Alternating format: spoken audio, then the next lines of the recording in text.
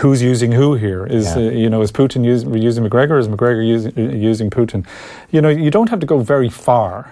In Ireland, we have a Taoiseach that's breaking down boundaries, who will be legendary, and who other countries look at and say, this guy is, admirable for his stance that he's taken on things. And you don't see Conor McGregor putting his arm around Leo Varadkar saying this guy's a legend, because Leo Varadkar wouldn't have it. It's just, and they're similar people in their egotistical behaviour, and it just annoys me to see him doing like this. I came down on the side of ignorance, actually, because I just thought to myself, if you sat down and said to him, here's the 15 reasons just off the bat why you shouldn't have done it.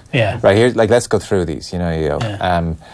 I think he would have said, "Ooh, yeah, no, maybe I don't need to do that."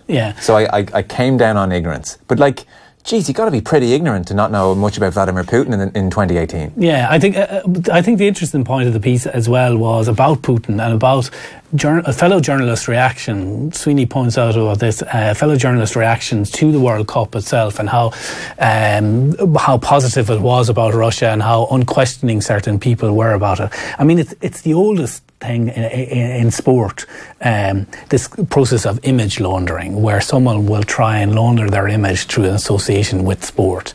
And ironically, at the end of the piece, Eamon mentions Muhammad Ali and how said, well, he stood up and but actually there were people backing Muhammad Ali who were using him as well for image laundering purposes. So this mix between sport and politics. But yes, of course, you'd want to be pretty ignorant not to know the consequences of your action here, and I think it's been called out.